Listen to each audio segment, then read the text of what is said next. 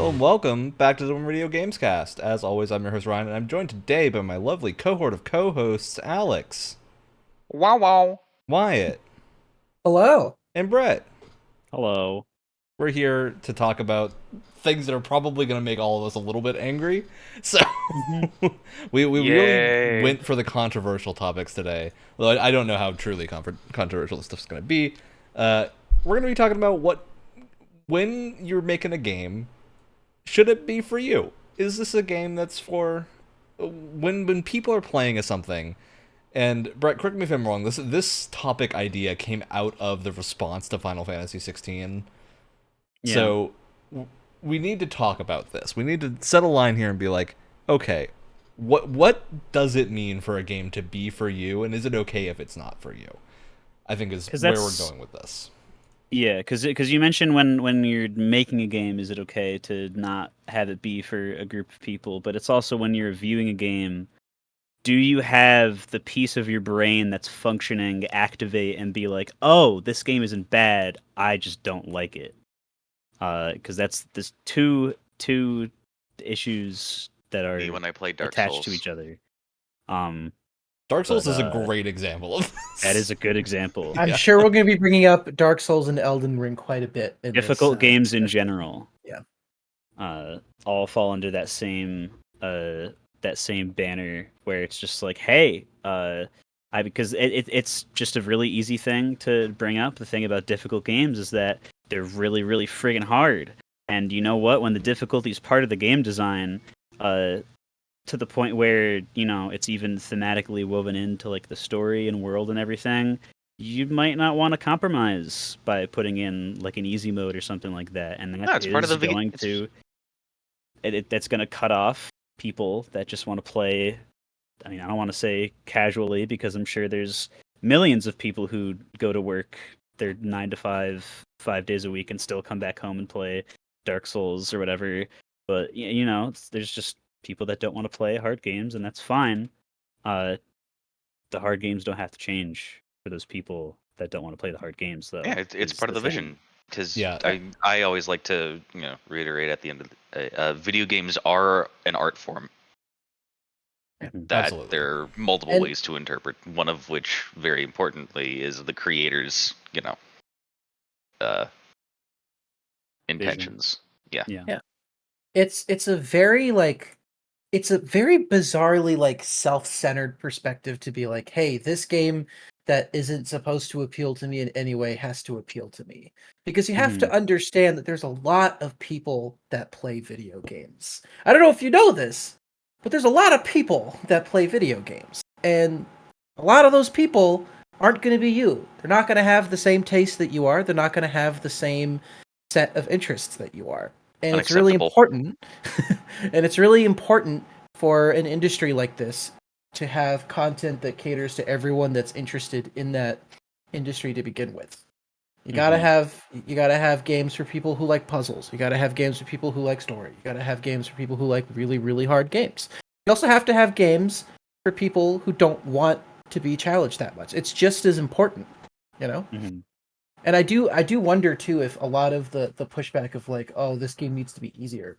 You do get a lot of very vocal people. It's a minority, but it's a very vocal group of people that are like, oh, easy games are bad because they're easy. Like, it's the opposite side of the same coin.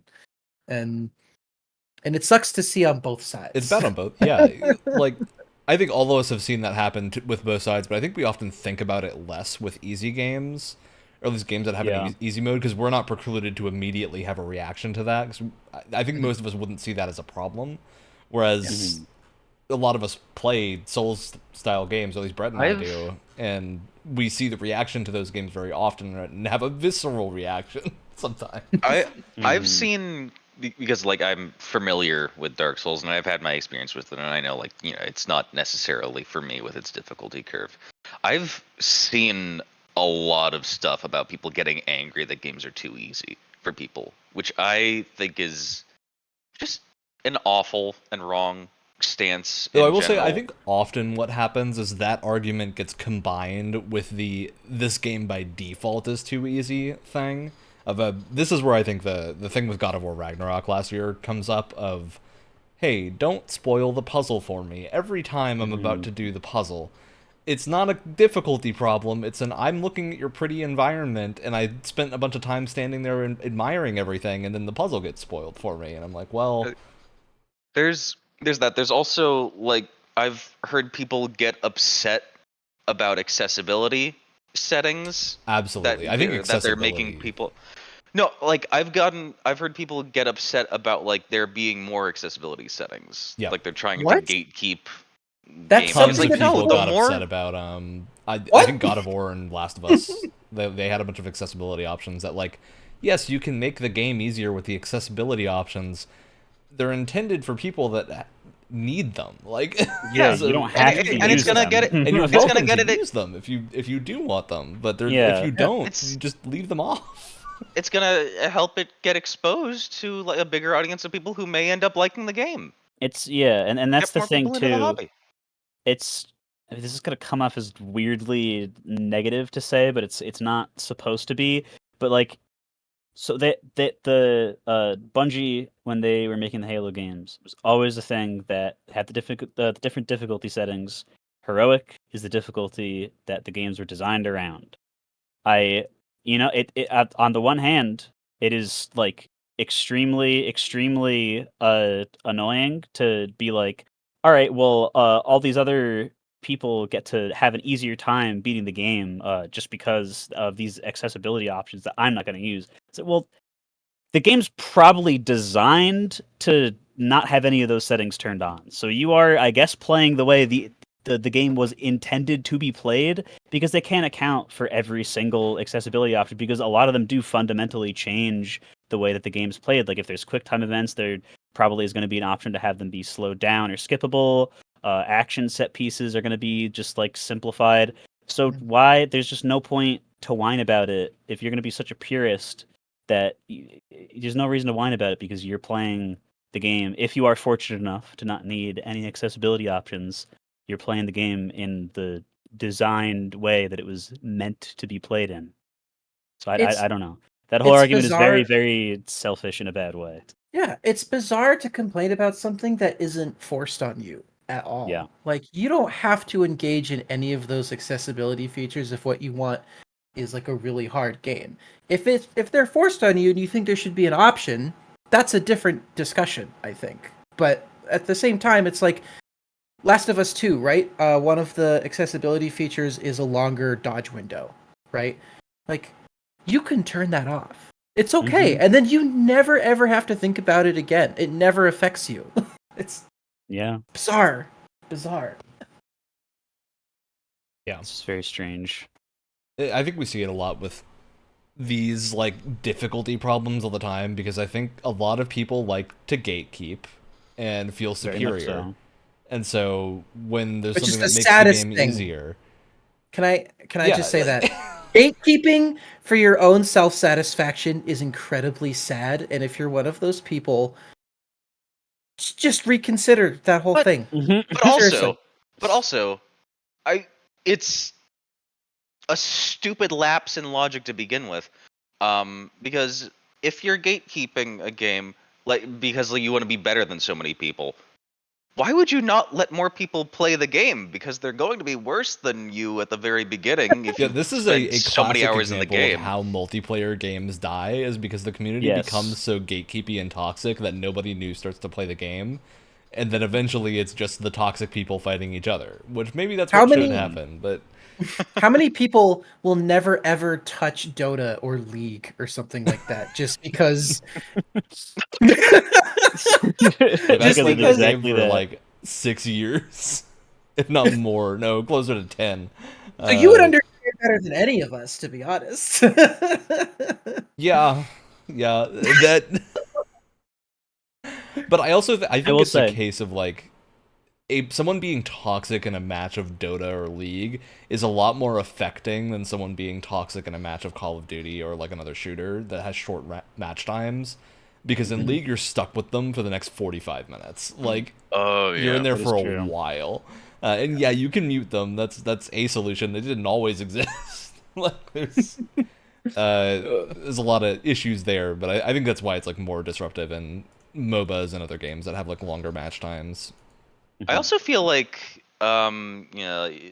yelling at like people being mean and bullying other people on Call of Duty has been a lot more memed than it has in It's just funny. MOBA. It's just become funny. Like also it's there's the what I forget exactly what game it originated on, but there is just the meme of that little squeaky voice kid yelling. It's literally too squeaky for the mics to pick up. That was not audible. Oh no! I'll say to my deeper voice that get shit on, get shit on. Yeah, he's just and the other guy's like, "How old are you, man? Where's your mama?" And he's just like, there's like squaring back at each other. It's Black Ops 2, I think. I remember. Because the exact map there's a that video is line from. between like being toxic on comms and trash talk. Like if everyone's down for the trash talk, it's not a problem. But if people are like insulting, anytime you get near sexism, racism, anything like that, hard line. Like don't do that.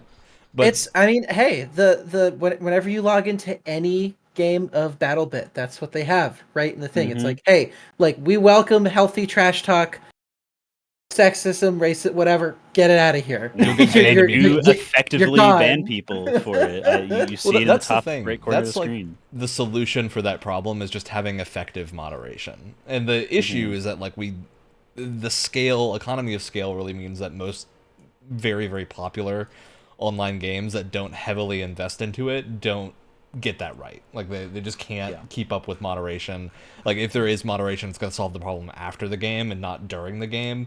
Battlebit, if that's a person says something that the like voice monitor recognizes as being a monitor swear of some type, it immediately just kicks them. Like they're banned instantly, and it's very effective. Like I feel like Battlebit has been pretty good in terms of community so far. Yeah, and I'm surprised because in that specific case, like when you see a big message in bold font come up on your screen before joining a server and it says like, hey, there's AI voice moderation that's going to be paying attention to what you say when you press push to talk. It's like, oh, this is going to backfire horribly. But like, no, you can get away with calling someone or something stupid. You can get away with making fun of them in an innocent way. You can get away with like swearing, and it doesn't really matter. But like, okay, N-word comes out, you're out of there. Like it just and every time you see it, it's top right corner, and it says the reason why too, because like, and it happens often enough where it seems effective, but nobody's complaining about it in the chat, so it must not be going haywire. I don't know how they did it. And I like it. I like that too, where they tell everyone in the match why this person was banned and why, because it's almost like they're shaming them. Exactly. Hey, exactly. Good. It's great. It's great. Yeah. I do have to say I have to play back to the to the gatekeeping thing, and this will kind of loop us back into the main overarching topic of games being for you. I have to play devil's advocate on the side of the gatekeepers because I'm so good and I play a game my way, and if you don't do this, then you're bad and I don't want you playing my game. It's now Dark Souls is popular, and that means that people who are really annoying are going to play it and say that it's bad because they aren't good at anything and don't want to say that it's just because they're not good. They're going to blame it on the game being bad. You can recognize that though, right? And so you don't have to pay attention to them. Well, even with you how can saturated recognize the media that is with them. you can recognize that it doesn't make it any less annoying. And it's something, one of the notes that I took, a very, very small amount of notes that I took beforehand for this, is that it seems like the people that say those things don't have the wherewithal to notice that, this game just isn't for me. It's not a bad game. It's just not for me. And they're just going to go to the internet and say that game is bad. Sometimes, as we will talk about, at some point, it will affect review scores and actual reviewers. And people that you think you respect will say things that are absurdly stupid because they've worded it in a way that makes them seem like they don't even understand what they're talking about. Which of course I'm talking about Final Fantasy 16, but of course not. Yeah. But that's I understand from a certain point of view, and that goes for lots of media that isn't just like the bog stand. Like if anything requires more thought than that of like a fifth grader, then people are going to be gatekeeping it no matter what. Sometimes for really annoying reasons, sometimes for okay, the person that watched this very thought-provoking movie, clearly it just went whoosh and they didn't pay attention, and they're going to say it's bad because they're stupid.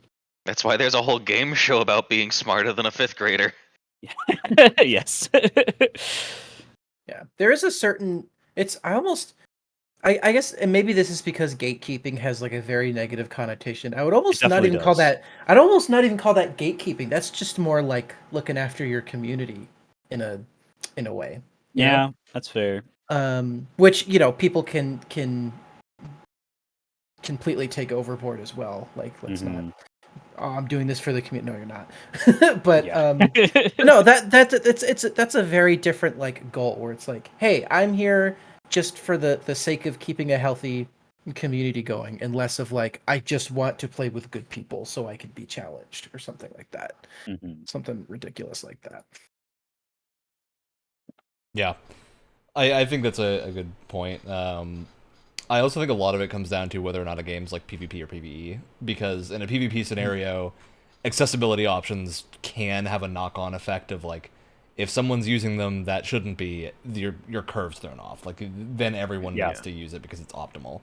And I think that's often the reason why these things are usually handled by like an adaptive controller or something rather than being an in-game adjustment on most like competitive shooters or something.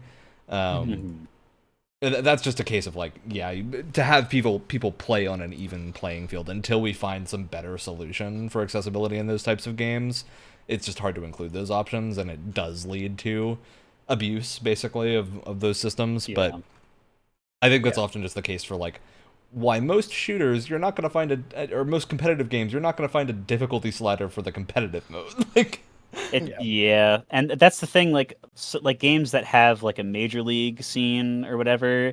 Like these are things that like high tier like Counter-Strike or like Rainbow Six or something. Like I love shooter games, and I am fortunate enough to once again have what I believe to be full control over my brain and digits. No accessibility options in the world. Whoopsie.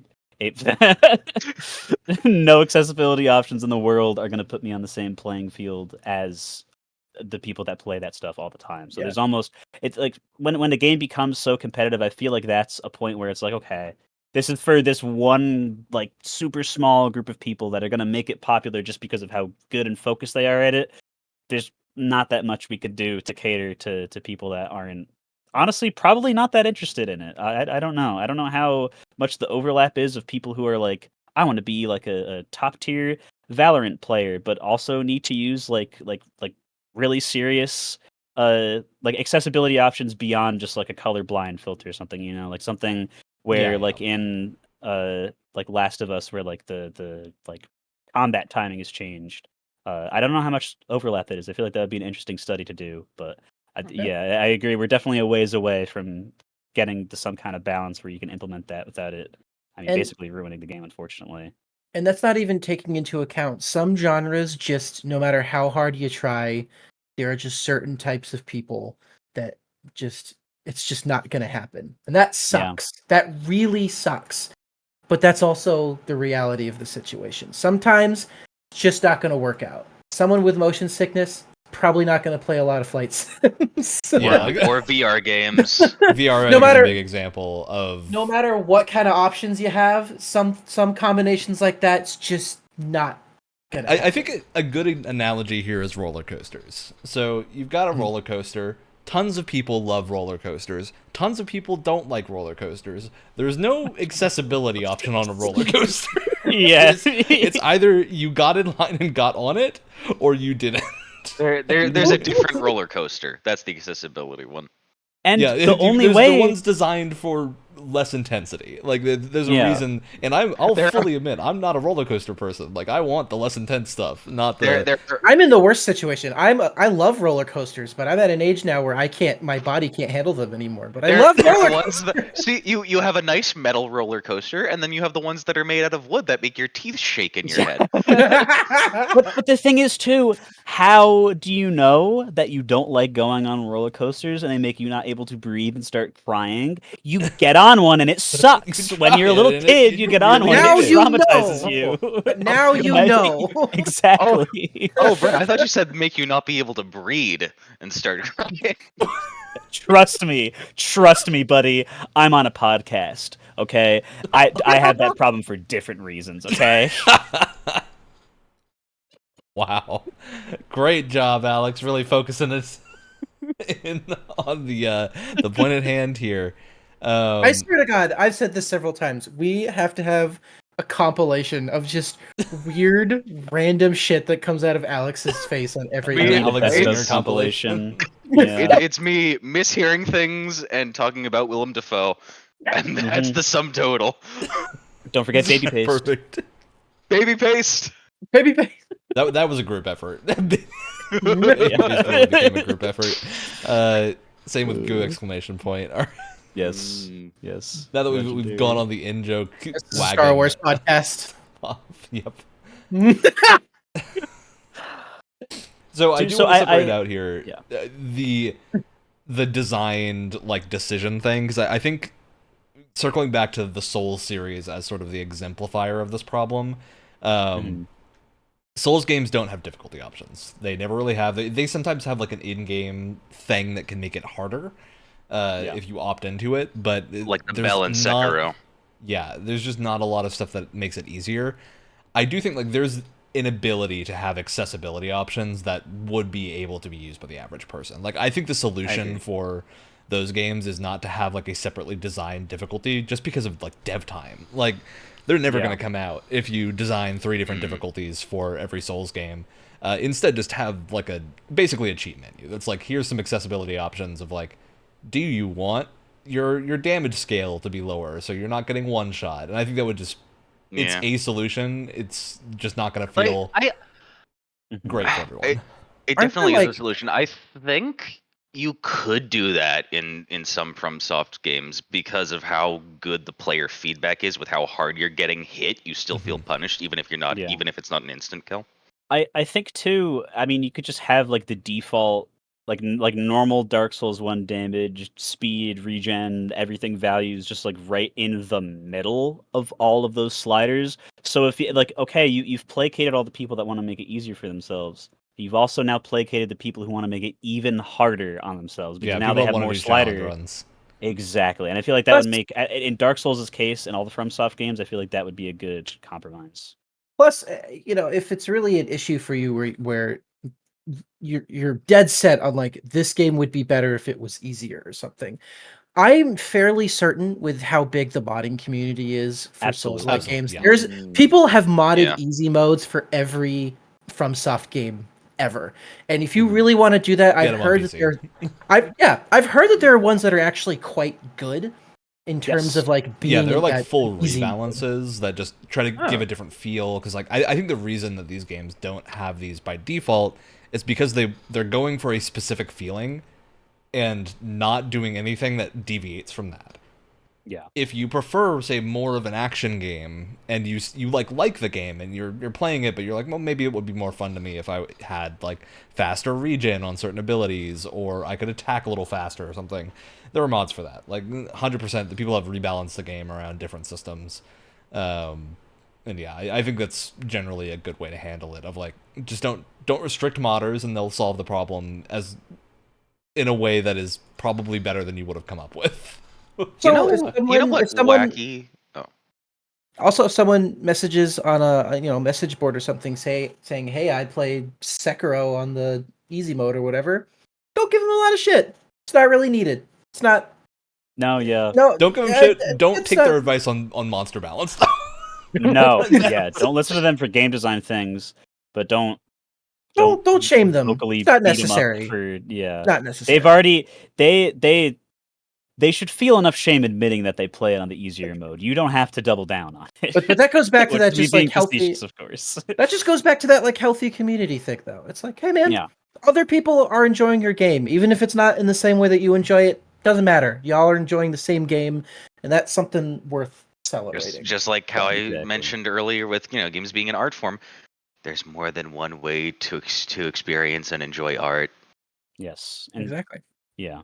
Yeah. All right. You know what weird and wacky mod I would like to see in a Dark Souls game?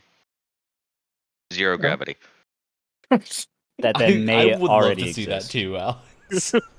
That may already be real. You'd be surprised. I don't think I've seen that. I've done a lot of Elden Ring modding, and I believe that might be one that didn't make it. Give it a week. Give it a week. As soon I'm looking it up right now. I'm curious. You go to Nexus Mods. That was last year, so there could be some new fancy mods coming out. True. Yeah, so I want to focus us in on Final Fantasy 16 because it just came out. It's what started this conversation. I think it really brought it to the forefront because I think it was an indicator of 16 having reached a really wide audience, which is very cool and very good for the game. I think this was really like a moment where people that have not played many Final Fantasy games, or maybe have only played one, got into their heads an idea of what Final Fantasy is that is not the same as what the developers think Final Fantasy is. And I think this is just, it's easy to do because if you've only ever played one Final Fantasy, that's probably your baseline of like what you think these games should be like. They weren't aware that the game keeps reinventing itself. Yeah, literally. So if you played ever more than one Final Fantasy, like even the sequel to the ones that do have like numbered sequels, like 13-2 and 10-2, they always change the gameplay. Like there's never, even within like those subsequel things, there's never one that is still the same system exactly. It's always some degree of change. And I think that has, for people that have played like that, they go in expecting Final Fantasy 16 to be different. They'll be happy with it. Like, as long as you're into action games as a thing, which is a whole separate thing of Final Fantasy now moving into action as sort of the main thing. But, like, they've been doing that since FF7 and moving to ATB. Like, it's not a new thing. Even the ones that were still more turn-based, or still kind of turn-based, were action-heavy. And, like, FF7R had, I think, a really good middle ground of being action and having the ability to pause.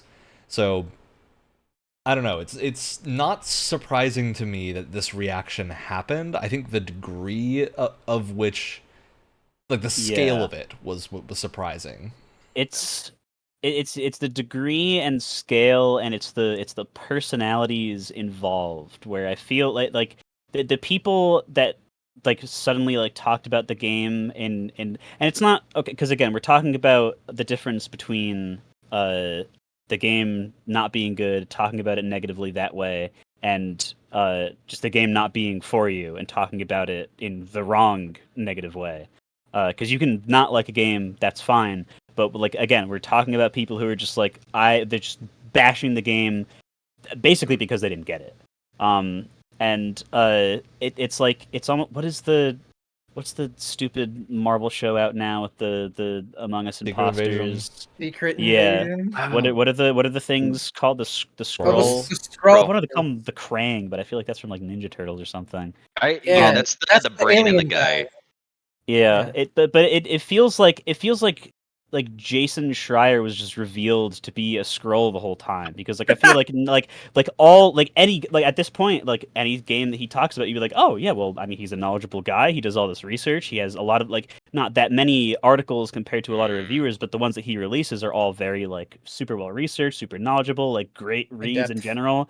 And then I forget exactly what the comment was, but he like entirely agreed with the like Kotaku article or something where it was like, yeah, the game handles like this aspect of storytelling really like poorly or whatever. And it's like, oh, that's weird, Dan. That's like kind of disappointing. I see a lot of people are echoing that. And then me watching Wrestle Ryan play the section of the game where like 20 hours in that is expressly addressed and tackled for like the remainder of that portion of the game. It's like, Jason Schreier didn't finish the game when he was talking about it. He gave it the good old demo treatment. And that's the thing. Like even IGN, as much as people will bash IGN, deservedly so most of the time, they have review in progress when the game first comes out. Even if they get it early, if it's like an expansive game like Final Fantasy 16, like there's no way if you get it 2 weeks in advance, you're probably not even going to finish it in that amount of time if you're trying to do like everything and try even to if you're beelining the story, you're not going to exactly it could for like a reviewer's standpoint, like taking notes the whole time, like seeing what you like and don't. Yeah, also like, note here, Schreier Schreier does like pre-assign the more controversial thing he said with that he does really like the game too. Yes, he did say that, to give him credit. Yeah. I don't mean to say this that he's like an idiot or something, but it's just like even he is falling victim to being like, dude, they literally did this, and you said they didn't. So I don't know if you just weren't paying attention. And again, like just he's an easy name to throw out because he's well known. So many individual people, YouTube reviewers, game review outlets are all like different. Like whether it's the in-universe like slavery or female characters or Kingdom Hearts bullshit, or just like random stuff that like these are, they're in other Final Fantasy games. And wouldn't you know it, they tackle them with tact and well-written stories in 16 too. It's just they just didn't get to that part of the game and didn't want to say that they didn't get that far into it yet, because it's really hard to ignore when you get to that part of the game and they do exactly what you were asking for and saying that they didn't. And I also think that like Schreier called the game the end of the story an incoherent mess, and I think that is just indicative of the difference in approach to storytelling in America and parts of Asia, especially like we've talked about this with mecha shows a lot of like sometimes they devolve into space magic, and that doesn't mean it's bad. That just means it's going into space magic and trying to say something that's a little bit more high concept than what the show might have initially led you to believe. Which like I'm peak. Close to that point in Final Fantasy. Oh, we've lost him. Yeah, swapped you. Oh, he's back. Was that everyone or was it me? That was just you. Oh, that was weird. We're fine. We're good. Yeah, so I think it's a case of just like there's often different approaches to storytelling. Just because you may not at first glance understand something doesn't make it bad. Like media literacy is a thing that's important. And here's what I'm going to say, too. I'm going to throw my hat into the ring in terms of playing devil's advocate for a second. Say there's a game that I like and someone else doesn't like for whatever reason, right? If we can have a discussion about it and they can give me very clear and understandable reasons why they don't like a certain thing and that's why they don't like it, I'm far more okay with that. It's like if you can sit there and give me very clear, sound reasoning why you don't like something and I do, that is totally fine, and that's not down to like it's a slightly different case than like, oh, this just isn't for you. If you legitimately think it's bad and you have really sound reasoning for that, that's totally cool as well. The two things are not mutually exclusive, in my opinion.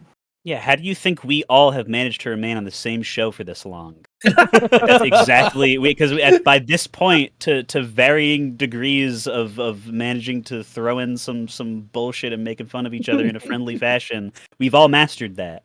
And I think that the reason that just because of how like social media is and parasocial relationships, with how everybody thinks that everything that happens on Twitter and online is so important nowadays, it's like people who are looked up to make like reviews and basically make those calls for other people who are like, hey, I only make enough money to get this one game this month or this year or whatever, so I'm gonna look to the skill up review for Final Fantasy 16,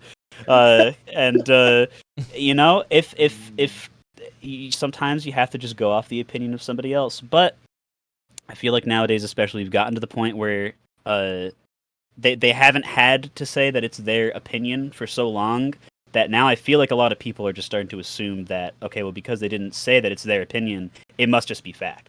this game just must be bad. It must not be that they don't like it. It must just be that this game is very flawed and not very good. And it's a bad combination of what you just said, parasocial relationships with reviewers, and also like discussions of art online has become, and you and I, Brett, have talked about this when it comes to Indiana Jones, the new Indiana Jones movie. Discussion is either this thing is the greatest thing I've ever seen, or this is the worst pile of dog shit thing I have ever seen, played, whatever, in my entire life.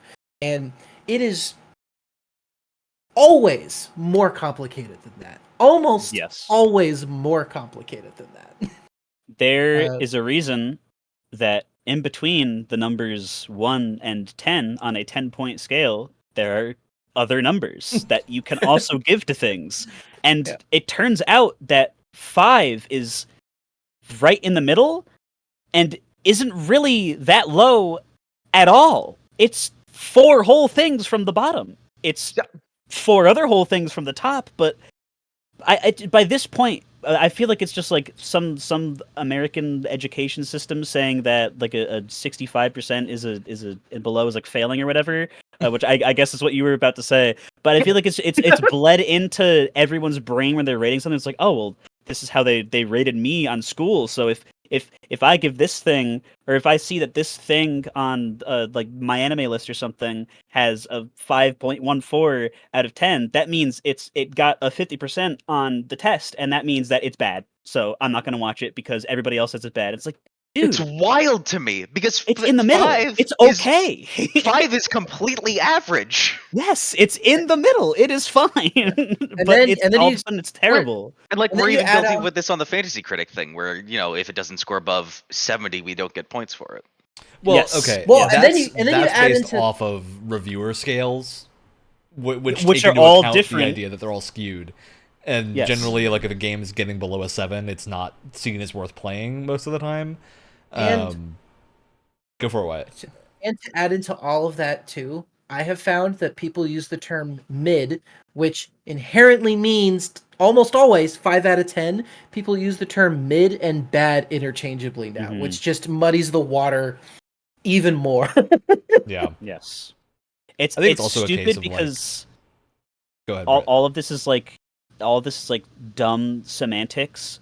But it's one of those things where it's just like enough of it seeps in to the lexicon of how everybody's talking and behaving, where you don't even realize that it's changing perception of things. And people it's very weird, but it's true. People really cling to the dumb semantics too, because to them it to a lot of people it means a lot more than just these are meaningless words to help us describe things. But for some people, it's like a ride or die thing, and it can really muddy the water in terms of. It's also why a lot of discussion reviewers have moved into using, instead of numerical systems like it, love it, etc. It gives more room for you to actually be nuanced in your take on something, and not feel like you're going to insult a bunch of people accidentally by scoring a game low that they love.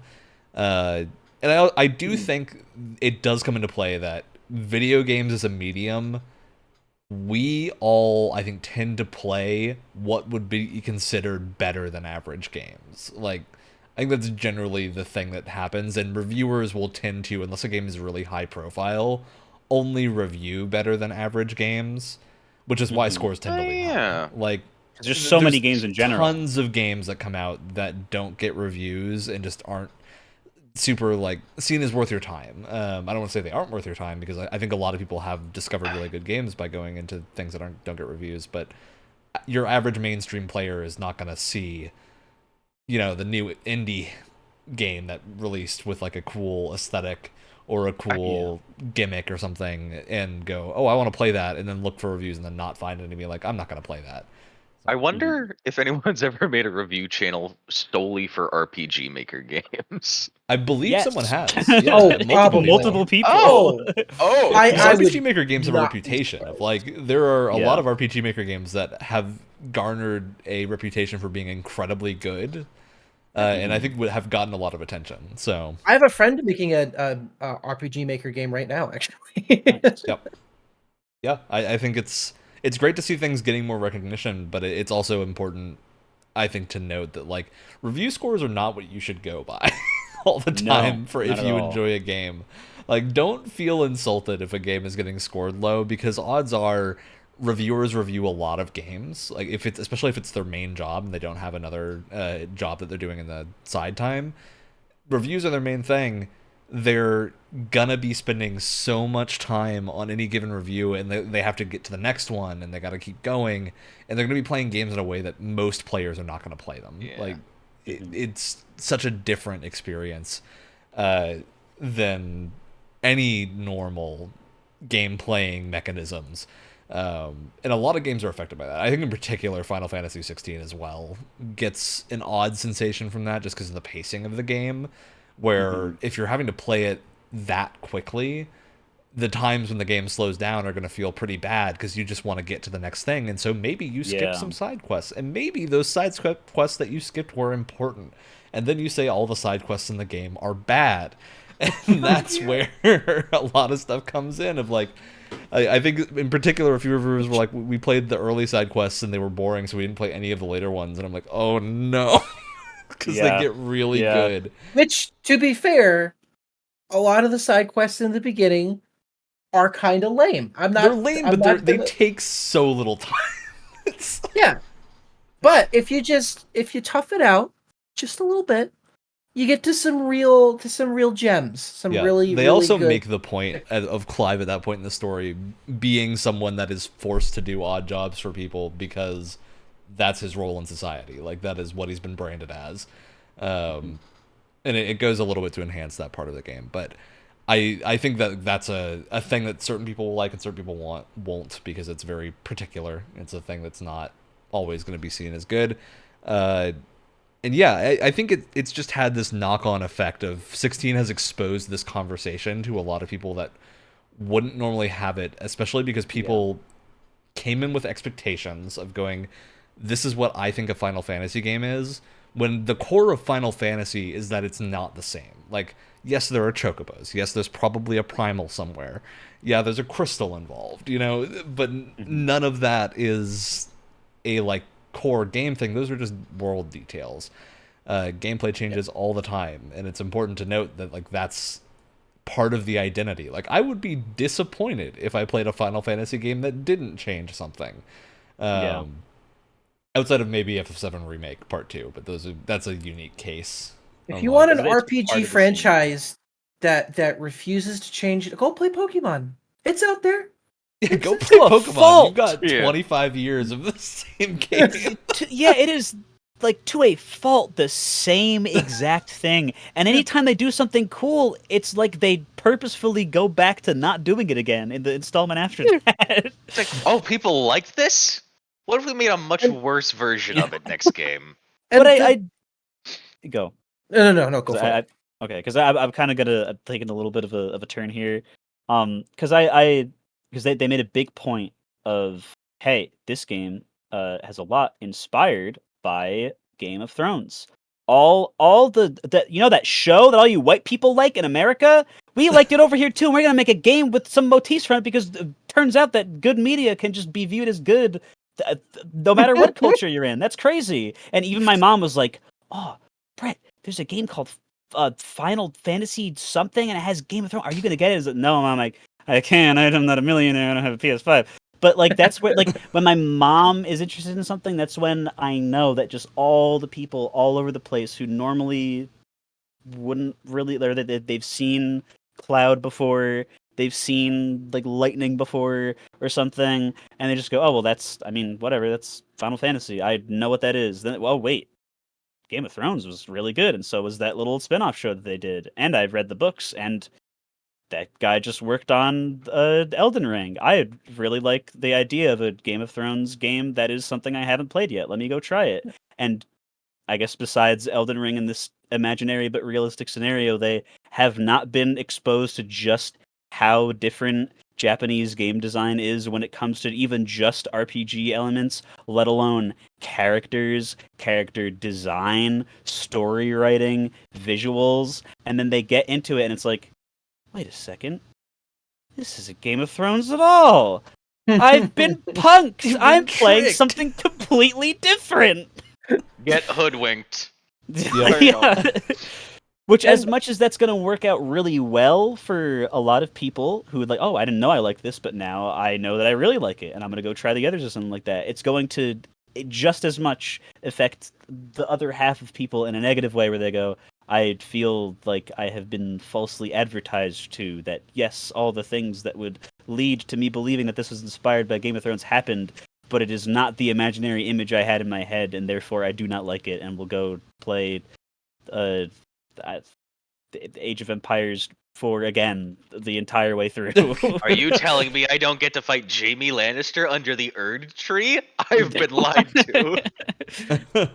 And the other thing too is that I feel like I try really hard to keep an open mind when a sequel, especially in a long running franchise, tries to really deviate from the formula. Because here's the thing, is that you can deviate too far. That can definitely happen. Just look at 343 and Halo 5, right? You can deviate too far for a lot of people. That can definitely happen. But if we didn't have developers being more open-minded about what franchise they're working in, we wouldn't get things like Symphony of the Night. Yeah. We wouldn't really get things like Mario 64, which when you really think about it, yeah, it's 3D, but I would say one of the bigger changes is that how open the structure is for that game, right? It's like I don't know. I just try and be really open-minded when especially again, a long-running franchise wants to try something new. And I think I really respect when the developers have the chutzpah to just be like, let's just do something different. Mm-hmm. Especially for a game called Final Fantasy 16, and that's not even counting the amount of Final Fantasy games in general there are. Mm-hmm. Why not do something completely different? Why not? You want Final Fantasy? There are 16 plus other, or 15 other plus Final Fantasy games to play. And if you play more than one of them, you're gonna realize that the formula that you thought was the formula doesn't exist. I wonder what will be the finalist fantasy. Nothing. It's never gonna die. I mean, like 72. It is so hard to believe that people who are starving for a turn-based JRPG are really starving right now. The amount, the amount of turn-based RPGs we've been treated to some good ones lately. By Final Fantasy. It's like, listen, you may not get your kicks from Final Fantasy in terms of like turn-based RPGs anymore. There are so many options out there. Octopath Traveler 2. Excellent. Way better than the first one. You've got all the crazy Persona games. You got whatever Metaphor is going to be. You've got all the everything Atlas is doing at this point, basically. If you want to get started in the like turn-based JRPG stuff and you've never done it before, try Chained Echoes. Yeah, Chained Echoes was great. It was like I think it's just that people are looking in weird places for these games and choosing, like, they're upset that Final Fantasy isn't Final Fantasy turn-based anymore, but that was 20 plus years ago. Like, that was older games until FF10, not 20 years ago, but like 10-ish. Yeah, it's just not a thing that's exactly the case, and it's a weird expectation to have. I do want to bring up the one thing that I consistently have seen is that FF16 is less of an RPG than these other games. Final Fantasy games have almost always just had items that are straight numerical upgrades. Like, very rarely does any FF item actually have stat modifications or like anything more important than you do X% more damage when a thing's on fire or something. Like, I don't know. This is exactly the same in my experience as most of the other Final Fantasy games that I've played in terms of like how much I care about what items I'm picking up. Yeah. They're always just a flat upgrade. And you know what? It's nice to not have to worry about item stats all the time and actually just get something that's like, here's your upgrade, go to the next part of the story now and enjoy it. I mean the common like catchy, phrase online is like, God of War Ragnarok is more of an RPG than Final Fantasy 60. Yeah, well, you know what? I didn't always like dealing with the loot in God of War and God of War Ragnarok either. Sometimes it was really annoying, and I just wanted to hit things. Okay? Sometimes you gotta learn that it's not super necessary. Like, it's not always a necessary. You go talk to a guy. It's just the fashion endgame. You go talk to a guy every now and then, and you get a slightly beefier sword. That's fine. Doesn't get in the way of the story. Doesn't get in the way of combat or anything. Whereas in like God of War Ragnarok, you're like, all right, I gotta sit down in front of Brock and Sindri, and I gotta really think about this. But no. Sometimes you don't want that, and that's clearly not what they were going for, and that's okay. I will say, at the end of the game, you do get they do say, here, there's a sword we can make that's really cool, but you got to go kill all these different things and bring us the pieces, and it's an excuse to go hunt down a bunch of monsters. And that, I would like my sword to be that. That's what I want my sword to be, is an excuse to go kill things, if I have to collect it. And it's a bunch of mini boss fights, and it's very cool. So, yeah, I think it's just a case of, I don't know what Final Fantasy games these people played. Probably only one of them. Not sure which one. Because maybe it's most weird. of them did not have the mechanics that they're looking for. It feels like genuinely like they just made it up because like in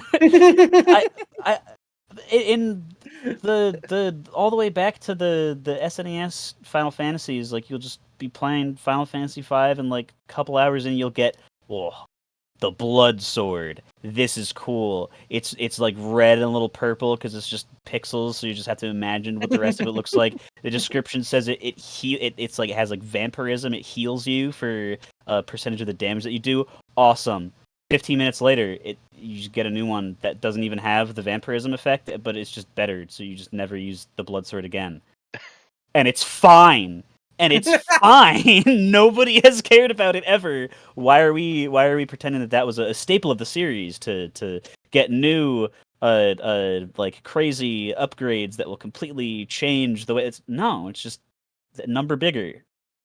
Okay, that's not where the strategy of playing the game comes from. The upgrades that change things are the abilities that you get. That's where the spot for that is. It's whenever you're doing a sequel or a prequel or a pre-sequel or whatever to anything, whether it's a game, movie, book, whatever, it's always important for me that you have the soul of that thing, right? It's like, you know, does what I'm reading, playing, consuming, whatever, does this feel like the things that I've done in the past, right? Does it carry that same kind of spirit? And if it does, you can really mess with the mechanics, in my opinion, as long as as long as that soul is still there, right? It's like whatever you want to say about Indiana Jones 5, it still felt like an Indiana Jones movie to me. Very much so. And I was like, I'm sitting here, I'm watching an Indiana Jones movie, and that's like half the battle, more than half the battle, right there. Yeah. All right. Moving past Final Fantasy, I think another good game to bring up here is Street Fighter 6. Because Street Fighter 6 has modern controls. And this is a thing. This conversation happens again every time a fighting game comes out that has like an auto combo system or something else. Street Fighter 6's solution to getting new players into the game is modern controls. Which, functionally, they're an easier to execute set of controls that might limit your moveset a little bit, but you have... if you hold the trigger down and do something, you're going to get a cool thing to come out. It's generally the way that it goes. So, people have a problem with this. There's lots of people that don't have a problem with it. The thing with fighting games is that they often invite that conversation of how do we get new players in without ruining the competitive integrity of our game. Because I think it's often... That was sort of a problem with some of the other fighting games that have had these auto combo systems, is they just sort of became like you wouldn't be able to play the game competitively unless you were incredibly good. Like it was either you were playing with the auto combos until you were at like tournament levels of good, or you weren't and you would lose because they were just so good. Like there's no reason you would not do them. Street Fighter 6 gives you actual trade-offs of like, okay, if you use modern, your damage is 20% less across the board. You get less damage, but things are way easier to execute, so it's a lot more likely that you'll land a full combo on someone when you're doing something. And that trade-off is kind of like, well, you can make that choice for yourself of if you think if your barrier to playing the game better is your ability to input certain things, try modern controls. Like for me, I can't I can do it. I just hate doing it. The double full circles for Zangief to do a move. I don't want to do those. I want to whip my controller around 2 times in a row. If I'm playing on a fight stick, it's fine. But if I'm playing on a controller, it's incredibly awkward to do 2 full circles in a tight amount of time. So you could use modern controls where you don't need to do that. Like you just press a direction and then a button and it works. So people are complaining about this? Well, okay, so there is a legitimate problem. There is a legitimate problem that comes up because modern controls, if you're playing with them, you're not going to get better at classic versions of the characters. Like, you're not going to get better at playing with the controls that you're not playing with. And if you are playing with the classic controls, I think a lot of people, there's a barrier there where the skill ceiling on classic controls is sky high. The skill floor is also sky high. With modern controls, the skill floor is on the floor. Like, anyone can do decently with modern controls. So it's really hard to practice online with classic unless you're playing against only other people with classic. And I don't believe that this might exist, so I could be wrong, but I don't play a ton of online Street Fighter. I play it mostly in person. There's just not an easy way to matchmake that of like, I only want to be matched with classic people. And again, I might be fully wrong, so take that in mind. But that's the complaint that I've heard, is that like you can get matched up with modern people and you just won't be able to get better at classic controls because it's just too hard to do anything if you don't know what you're doing. Because you won't be able to respond fast enough to anything that people on modern are doing, which is a legitimate problem, but at the same time, I don't know what the solution for that is. I'm not a fighting game designer. I'm sure they have their own solutions that they tested, and this is what they came to. So, yeah. It's also a case of, like, we haven't seen big Street Fighter tournaments yet. I think EVO is going to be pretty telling as to what works and what doesn't, because what I and my coworkers who are into Street Fighter are super curious about is anyone going to play in a tournament with modern controls? I think is going to be like the proving point. Well, they're allowing it because Capcom runs the tournament circuit for Street Fighter, and they made a statement that was like, yeah, we'll allow modern controls everywhere. You just got to understand that, like, they do have that damage debuff, so you are technically at a disadvantage, but you're at an execution advantage of, like, there are certain moves that you can do much faster than you could with a stick. So, yeah, I'm super curious to see what the results of these first rounds of tournaments are going to be, because I think it's going to be pretty telling as to whether or not modern and classic are on relatively equal footing at a high level or not. But yeah, it's interesting, the approach that they've taken to try and broaden the audience for fighting games. And that's not even mentioning World Tour as a mode. Well, that's just fun. Well, they're just fun, but it appeals to a lot of people. Of like, I know a lot of people who like the idea of fighting games, but don't like the competitive part of them. Because, it's competitive games are really a thing that you have to be a certain type of person for. And I'm generally not that person. There's a weird thing with fighting games, because they're 1v1 and it's fully my fault if I lose. I don't run into that issue. I'm like, yeah, I can lose 20 times in a row and be like, oh, I see why I lost and get better. Whereas if I'm playing like a Dota style game that's 5v5, if I'm losing because someone else isn't doing something, I'm just going to be discouraged. I'm just not going to know what's going on. And so, yeah, I think Street Fighter has attracted a group of people that tends to not be competitive, but really likes the idea of World Tour mode. So, I mean, it's a good mode. So. I just want to go up to some random person in the subway and punch him and start a fight. I can't do that in real life without problems. In a game. Yes. In a game, I could do that without any problems. But it's interesting because I feel like the Street Fighter is the Street Fighter 6 just without considering World Tour mode, just specifically what you're talking about with the controller differences or controls differences, is the giving a man a fish, and the Guilty Gear Strive is the teaching a man to fish, because giving a man a fish means he's going to eat for the day and he will be able to play Street Fighter 6 in the modern controls. Teaching a man to play Guilty Gear Strive means that he now knows how to play the fighting game that is Guilty Gear Strive, and the only way that it knows how to fight fish.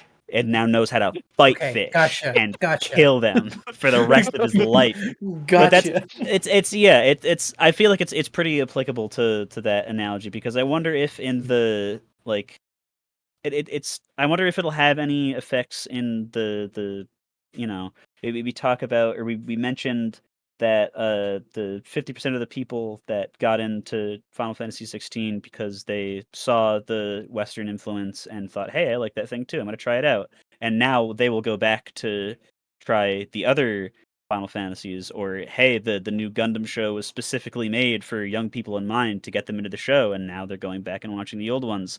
I wonder if people are going to get into Street Fighter 6 and use the modern controls because they're easier to get into, and then go back and try playing. Oh well, now I have one of my old friends plays Marvel vs. Capcom 3 all the time, and now I can play this with him.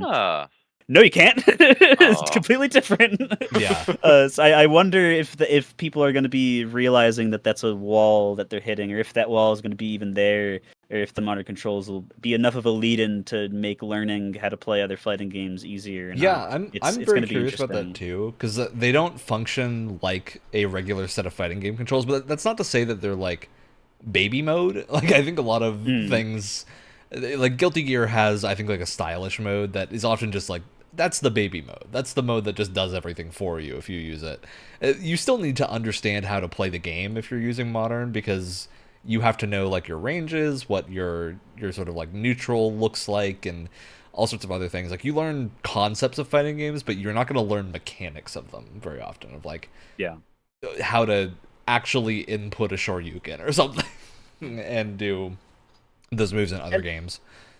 And I do wonder too if these like simplified controls can kind of serve this dual purpose of like, kind of going back to what you were saying, Brett. It's like, hey, you don't know if you don't like roller coasters until you just hop on one, right?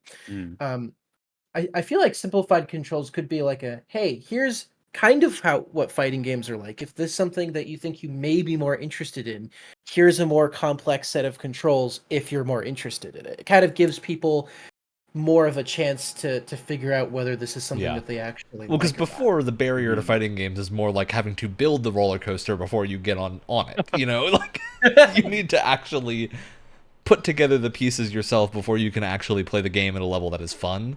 And there's a big wall there that if you don't have the time, or you're not willing to like lose 50 matches in a row at some point, it's gonna be a hard time getting used to older fighting games. Like it's just not. Those games are not built in a way. Not willing to lose 50 matches in a row, and also that being the only game mode there is. Yeah, so there's not really a way that's to a practice. separate issue. That's a separate issue. So I do take issue with a lot of fighting games that have no single player modes. I think arcade mode is okay, but something like World Tour is phenomenal. Mortal Kombat always does a great job of having like a single player campaign to play. Most games do, but there's just like some will just opt to not do any single player stuff, and I think there's a lot of people that care about it. Definitely. Surprisingly. And yeah, I think often, because like fundamentally, if you're playing a fighting game, it's probably because you're interested in the characters. Like they're a game that the characters are the main marketing draw and the main thing that you're going to stick around with. Like people will see the new characters here and be like, oh, I really like the look of this character. What if I try them out and play them? And they might find that the character has a playstyle they like, so they keep playing with them and get better at the game. It's the same reason that people are really into hero shooters, is because like they want to see those characters and they want to see what they can do, you know? Absolutely. And that's, I think, a huge benefit to these games, but it does mean that like sometimes you might need to hit the point where you have to accept the game's not for you. Of like, maybe you like the character design, but the game itself is not for you. I think most gacha games are like that. Like that's the thing with a game like Genshin, is they fully sell that game on character design and then go, you gotta randomly roll 100 times to try to get this character. Don't you want to do it? Don't you want to spend a little dough to try and get this character? And you may not get love them. our design? Like there's gacha games are manipulative as hell. Yeah. I'm never going to say Genshin's a bad game, because it absolutely is a very well put together game, but man, it is very manipulative. And yeah, there's a reason that I don't play gacha games. I'm like, if I want a character, I'm not willing to gamble 50 times to try to get them. I would rather just know that I can unlock them somehow. And I think this comes up with, we streamed Exo Primal last night. That VOD's going to be coming up soon. We played that game and like Alex saw, oh, there's a cool samurai suit. How do I get the cool samurai suit? And you can get it by just playing the game. Now, they also will sell it to you. So that's where they get their money. And at a $60 price tag, that's a little scummy. But you can get it just by playing the game and leveling up. And levels went pretty quickly while we were playing. I believe... we played for an hour and I hit level 6 or something.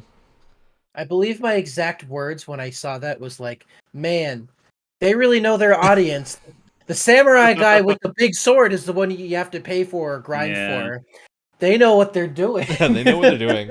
They're making the appealing one later on, so you keep playing. Which, yeah, like, there's an appeal to that, but at the same time, it's important to not have that appeal be too much or linked to a bad thing. It's like, that's how Dynasty Warriors has functioned for a very long time, of like, the appeal of those games is also the wacky characters that do wacky things, and you unlock all of them by playing the game, and as you play through the campaigns, you'll unlock them. So. And hey, you know, we were dunking on Pokemon earlier. That's also a strength that Pokemon has, is that some you don't have to pay to catch a Pokemon?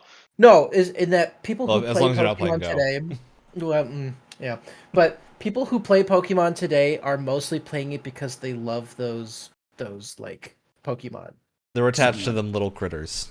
Yeah, and that's something you have to keep in mind too. Is that I wonder how many people are playing Pokemon not because they like playing it, but just because they want to see Charmander again. hey, and soon we're gonna be able to play Pokemon but with guns. Yes. Good old Pal World. It's gonna reinvent the genre. You could also play Pokemon in your sleep now if you want to do that. What? Pokemon Sleep's coming out soon. What? Dude, I know this is the exact thing that happened last year. We talked about this game before. What?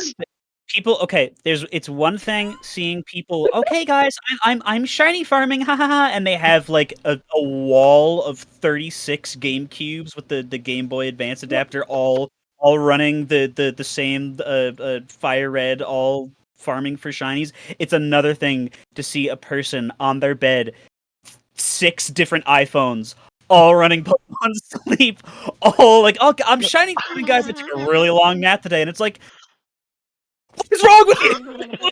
You're insane. What is wrong with these people?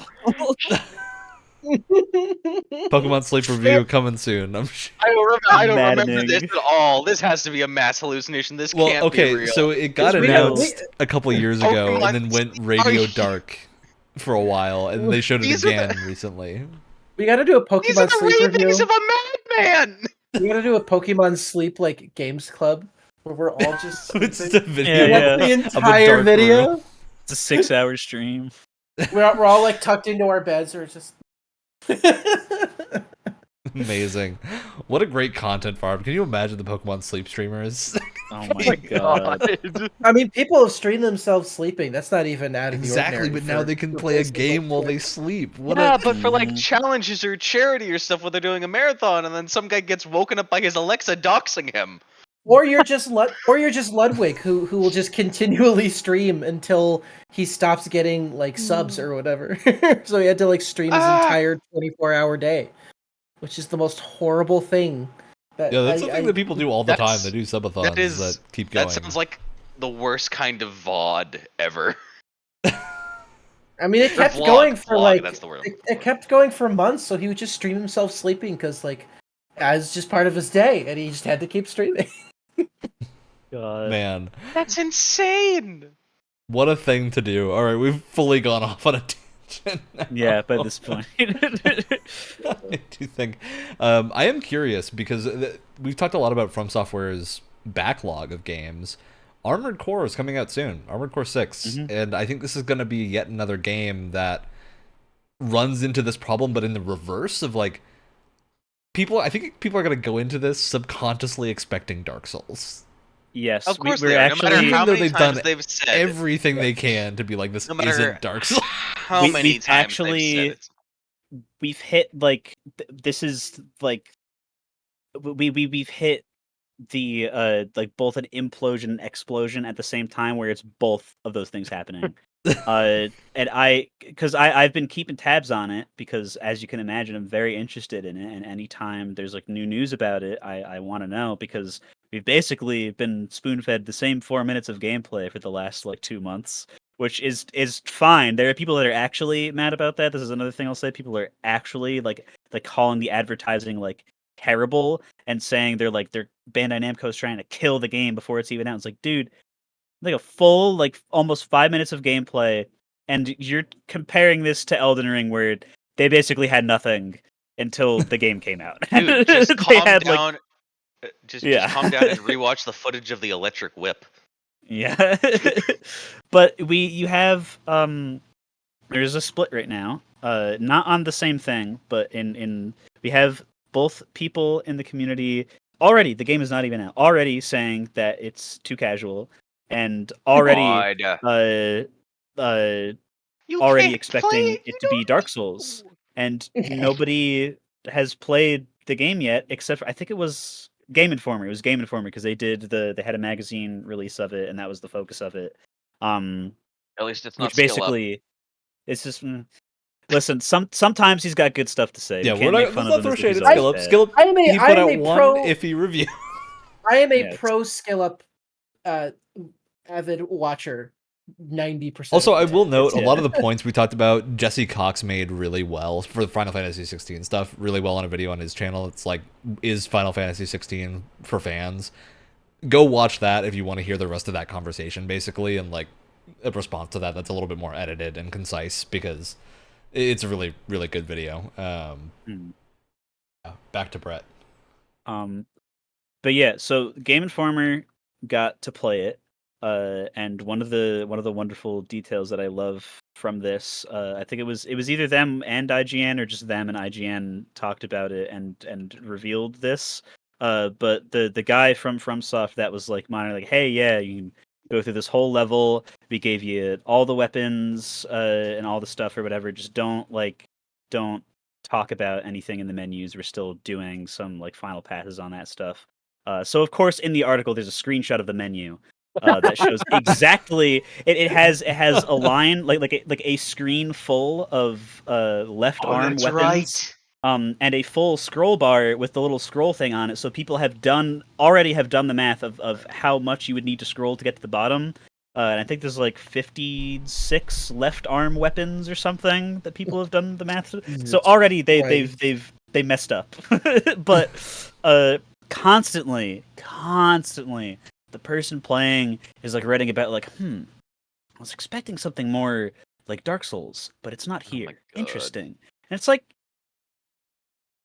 get out from underneath your fucking rock, bro. Like, what the hell? This is Armored Core 6. Like, oh, come on, dude. This is 6 numbered series here. Like, come on. Of course, it's nothing like Dark Souls. I would almost understand the confusion more if this was just called like Armored Core, and it just wasn't part of a it was like a reboot franchise. or something. And so people have this expectation that like, oh, maybe it's but no. This is a much longer running franchise. Yeah, and it's also like all the footage of it shows like you're in the mech, you're dashing around and flying. Neither of these things you can really do in You can only do that. You can only do that in a Dark Souls 0G mod. Exactly. Come on, step on it. We gotta make that like Dark Souls. And like shooting things, like mainly like there's melee combos now, but they kind of only show that off in like one part of the gameplay. So I really like, you gotta either super not care and just realize that you're, because most of what this is coming from is from the news outlets that have like seen extra footage or other stuff like that. And it feels like they have not seen what the rest of the franchise is and almost didn't even pay attention to what was happening, because there's really no, like, you could tell it's made by the same company because it's like, it's good, I guess, and it's in the same engine, so like the walking animation is the same. Okay.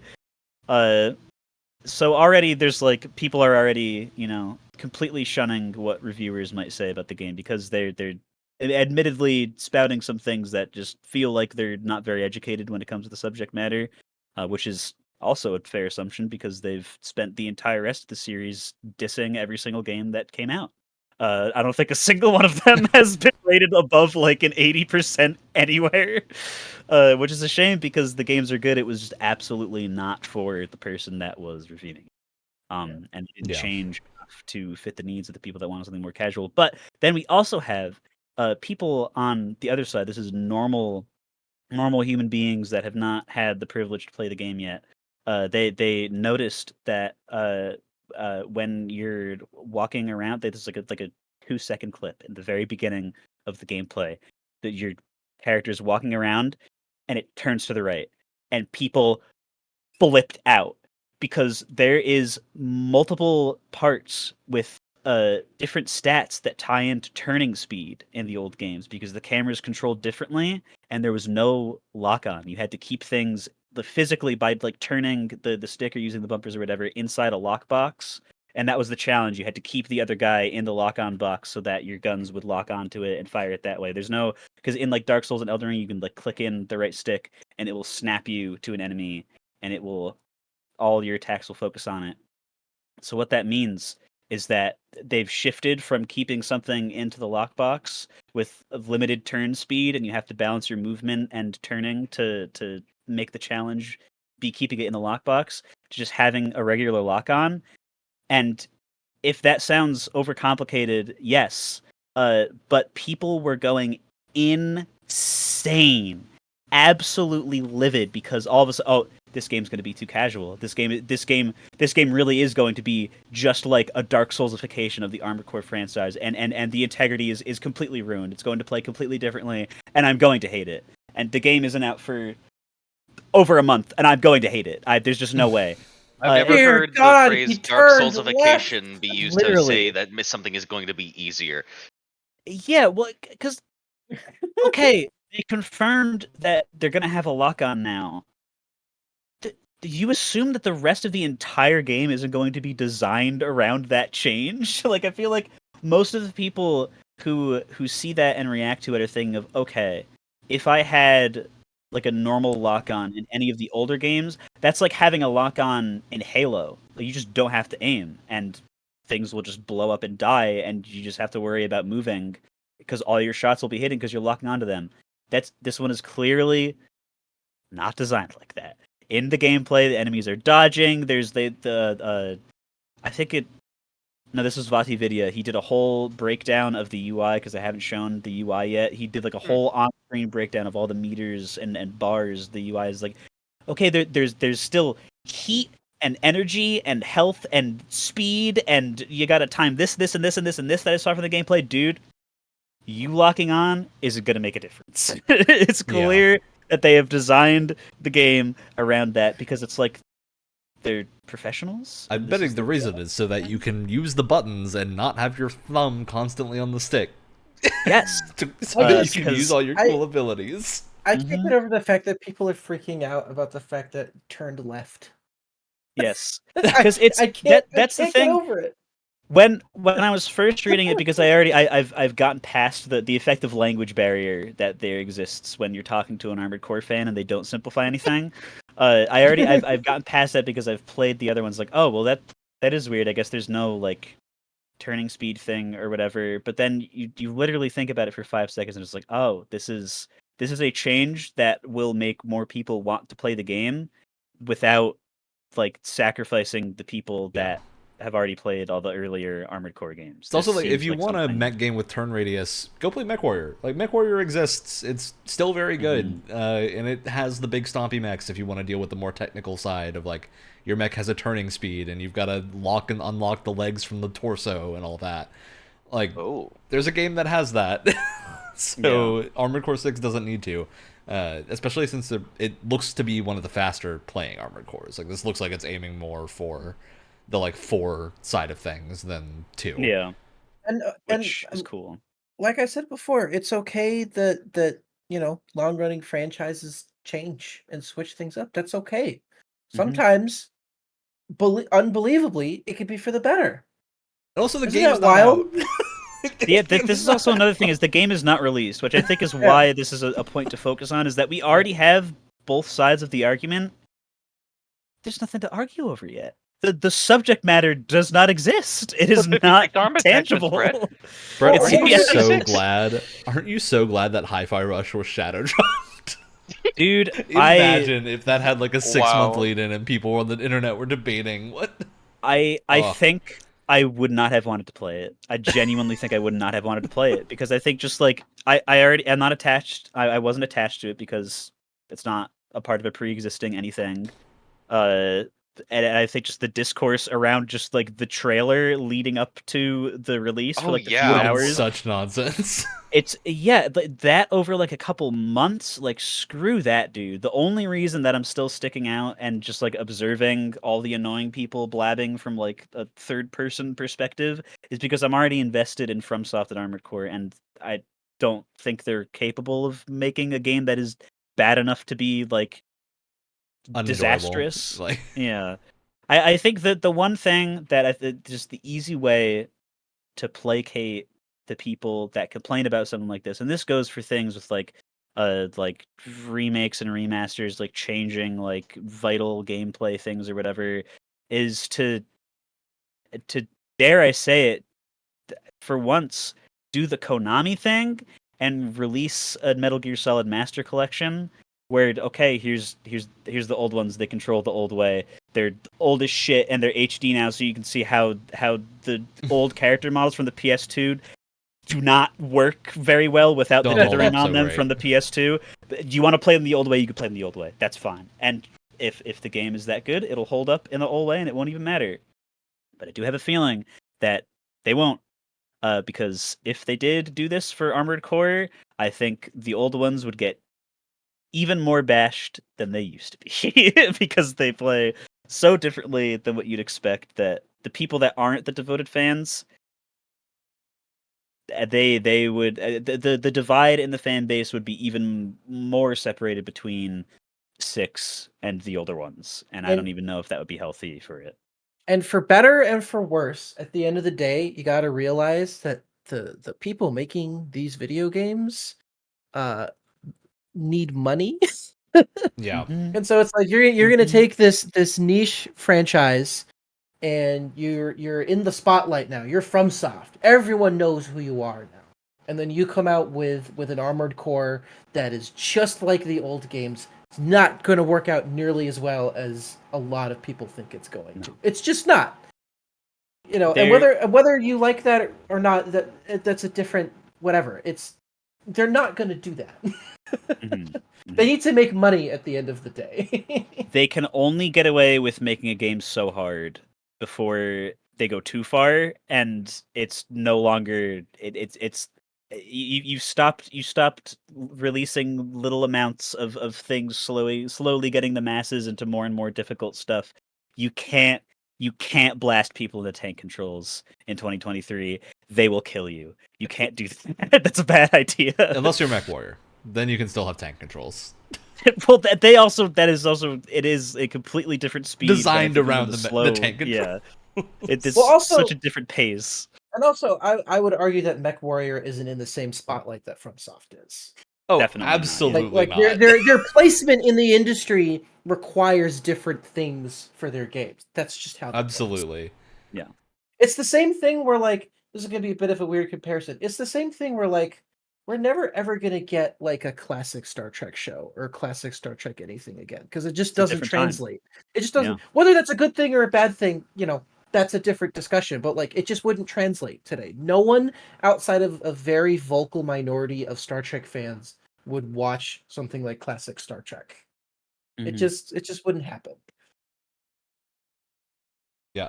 That reminds me, there was a Star Trek game that came out not too long ago that I believe is a like classic Star Trek inspired game that just had no marketing, bizarrely. Oh, did my point just go right out the window? Star Trek Resurgence. Yeah, it came out a couple months ago.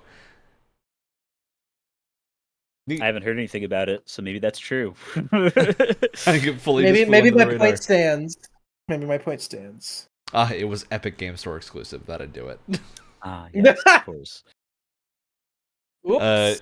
But yeah, that tangent aside, I think that these are all good points. I think this is just telling of the games industry is a place where everyone feels very entitled to have an opinion, which they should.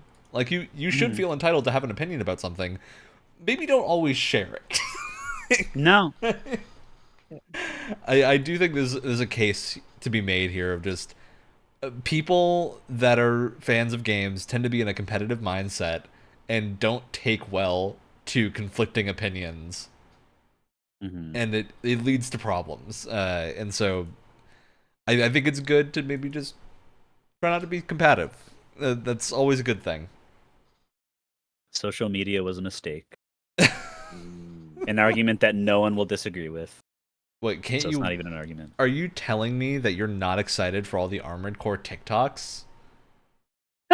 You know what? Brett. Honestly, Make them. I don't have a TikTok, so I'm not going to see any of them. Neither do I. Almost like when there's something that doesn't affect your life in any way, it's completely pointless to complain about it all the time. That's crazy. Yeah. I think ultimately, I don't know. like But people have to whole- insert themselves in every argument they can to find meaning in their life.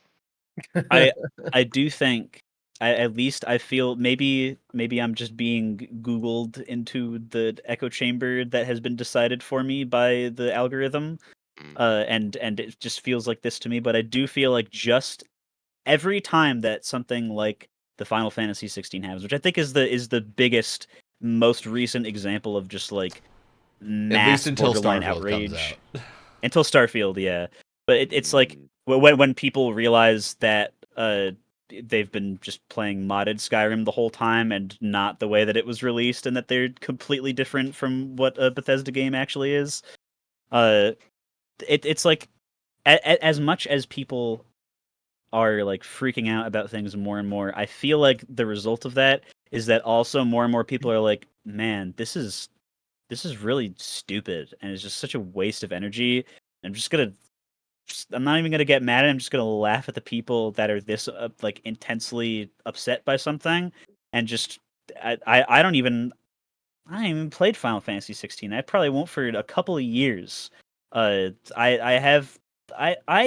have my own opinions about so many other things that people are gonna disagree with, but I don't even care if it's part of being an adult or just not being a blithering fucking asshole. Just you could just not pretend that yours is the only thing that matters to the whole world. You can be like, yes, I my opinion about this show that 7 people have watched is important to me. That's good. Things should be important to you, but that doesn't mean anybody else cares. And spreading that kind of negativity just by being like, I didn't like this part of this game, even though it's been there for the entire franchise beforehand, so I'm going to say that it's bad and make a 4.5-hour video essay about how the other ones are better. And in it I will be wrong and reveal that I've played none of the other games, and that I'm actually stupid, and How do you that I'm sound going like to Acer sound... Thorn? Listen. I thought he sounded like a Redditor. It Absolutely. comes from experience. Oh, Acer Thorn! Like, All right. just Go for it, Brett. Just shut up and enjoy what you like and dislike what you don't, and it doesn't matter what. I don't care. Ultimately, I have to deal with him almost every single week. I don't care what Wyatt likes. He's below me on my screen right now. He can like whatever he wants. He's his own human being, and that's good for him. He shouldn't care what I like either, because I know he wouldn't like it, and that doesn't matter. It doesn't matter. At the end of the day, you both watched Indiana Jones. This is true. Find common ground wherever you need to. This is true. Yeah, I do want to throw a wrench into your statements, Brett. Breath of the Wild and Tears of the Kingdom. Games that I think are kind of an inverse of what the Final Fantasy 16 situation was.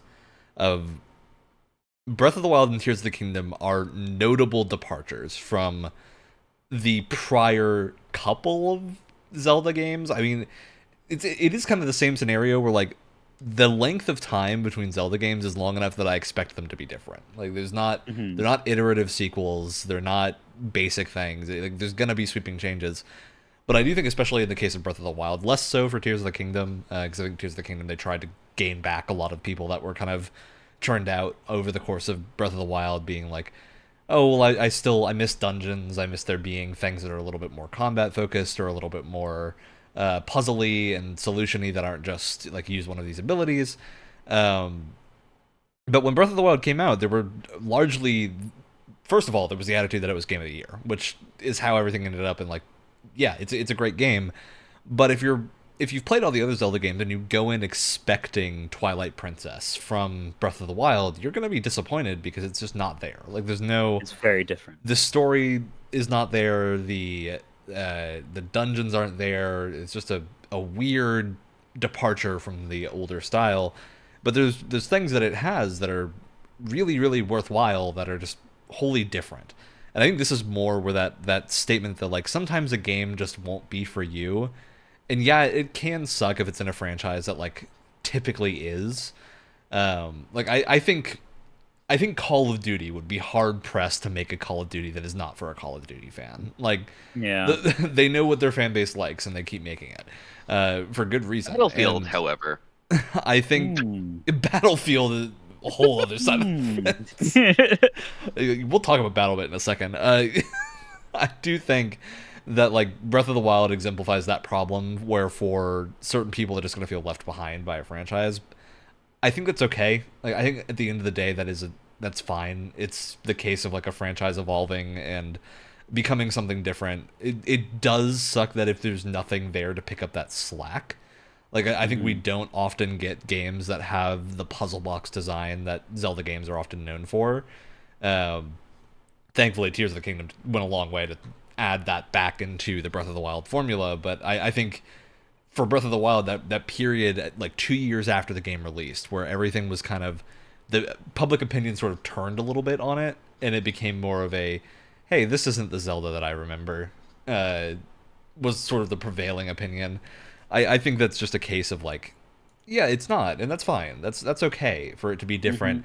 And yeah, hopefully they'll make a game that's more traditionally inspired or brings back something like the temples that are a little bit more dungeony. And if they don't, go to Steam or itch.io right now, and you will find like at least 20 solid indie projects by like 3 people that are maybe in like a demo playable state. Check out some indie dungeon crawlers. That's where to look for that stuff. Tunic too. Yeah. My God, I need to revisit that game. It's been a while. It's similar to Final Fantasy, where like if you feel like Final Fantasy has kind of like left you behind in their march towards whatever it is that they're doing, there are so many other things you can play that will scratch the exact same itch. Maybe some games that scratch that itch a lot more than any Zelda game had before. Yeah, possible. That's true.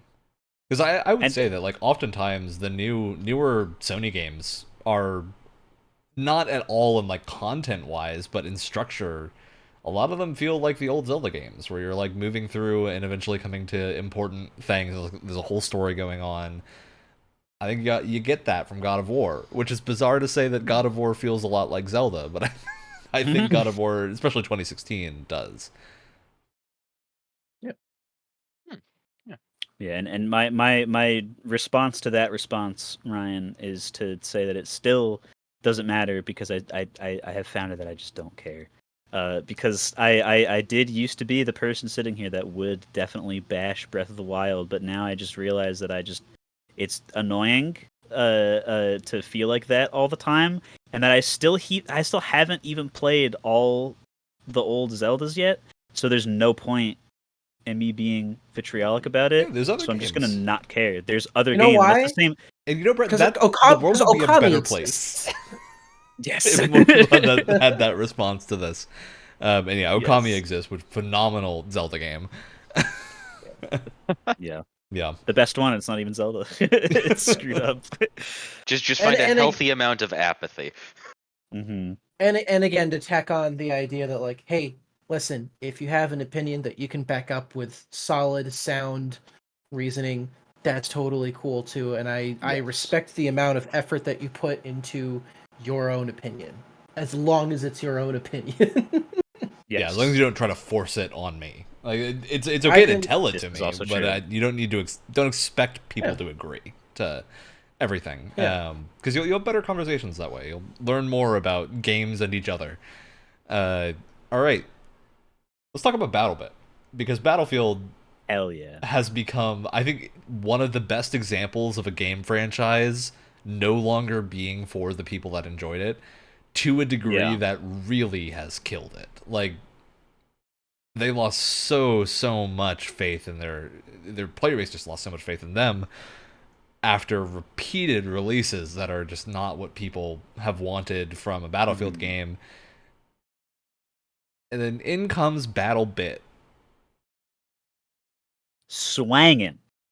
Can we give like a standing ovation to Battlebit? Just I think genuinely. I think the true innovation that Battlebit really did, like besides just being a good return to form, from something like 2042 or 2048, whatever the 2042 was the latest one. Or scoreboard. 2042. Yeah, it does have a scoreboard. Because get it, it's like 1942 except 2040. Except 2040, man. Wow. I think by this point, I think enough evidence can be mounted against it. I mean, not even by this point. I think immediately, I think Battlefield 2042 went straight past not being for someone and just being not good. Like, it's just not a good game. I think there comes a point where like there a game are is some games that belong on the 1 part of a 1 to 10. Yes, that the whole scale exists for a reason. But like it like at some point you get to like what is the game for, and the answer is nobody. Money. So it's just bad, or money, so it's just bad. But Battlebit is it's called Battlebit Remastered, and I did look into it, and it is true that it's just been in internal development so long that it's been remade internally from the ground up. That's why it's called Remastered. Is a large scale first person shooter that just came out in early access. This is the most generous early access that could possibly be accessed early, because it doesn't feel like early access. I haven't seen a single bug. Yeah, if they took the early access tag off of it, nobody would complain. Genuinely, yeah. It is so hard to complain for $15. It's a fraction of the price of like all the first-person shooters that are coming out that have been like in some way not loved by like the core player base as of recently. But it just feels like a more well-rounded Battlefield 4, and that's incredible coming from a team that I don't think it's any more than like 10 people or something. I want to say it's like really small, because it's just like, yeah, the only guy doing the like bug updates on their Discord server is the same guy who started the project, and it's just him doing all of them. So I can't imagine there's a lot of people on the team, but like even so, okay, when an indie game comes out, you would expect like, okay, the mechanics are really good. Like when an indie game is good, the mechanics are really good. Maybe it has like an interesting art style or whatever, and like they're stretched to the limit when it comes to things like sound design or like great map design or something. And Battlebit hits it out of the park on everything, including those, because the sound design in this game that looks like Roblox is bonkers. It is like deafening when you get into a gunfight with like 50 people shooting at each other in a subway tunnel. It's deafening. There's so much machine gun fire, and it's all like bouncing off the walls because you're inside. And it's all like bassy and loud. And then somebody comes in because the VoIP, as we mentioned before, is like just easily accessible and filters out any bad stuff, so you just have people being funny all the time. So it's just a gunfight that's just deafening, and then some guy runs in and he's reviving everybody, and Black Eyed Peas is bass boosted, playing as loud as physically possible over his mic, and people are screaming, Black Eyed Peas, get me up, yeah, you're our hero, yeah, while Fergalicious is just vibrating your eardrums. It's you hear incredible. I'm a bee 20 times in a row, and you know the healer's coming in. Exactly. Oh my god. It's so good. It's so much fun. And the big thing for me and I mentioned this several times whenever we've talked about Battlefield 2042. The secret sauce to a Battlefield game is that there's chaos, but it is a organized, controlled chaos. Yes. Right? And 90% of that comes from your classes and how that kind of organizes all of your fights, because everyone's got a role, everyone's doing their own thing. 2042 threw that out the fucking window. It's gone. It's very Anyone sad. can use whatever piece of equipment they want. There's some vague attempt to like have some kind of class. No. It's gone. Once that element in a Battlefield game is gone, it's you've unleashed the chaos in a way that isn't fun anymore. It feels aimless. There's no like direction to anything. It's just a mess. It's also just confusing because, like, as a player, I want to click on the thing that says assault, and then I understand what my job is. If I click medic, I know what I'm doing. If I click support, I know, oh, hey, I probably have ammo I can give people. Like, it's good to have roles because those roles mean something, and they help people get into the game and understand like how they're supposed to play. And yeah, Battlebit does a phenomenal job at that. I think it's just a case of like, Battlefield's core audience knows what they want. They want Battlefield 3 and 4 again. And yet DICE... With some of the newer stuff. With newer some mechanics, of the good ideas. like, added in.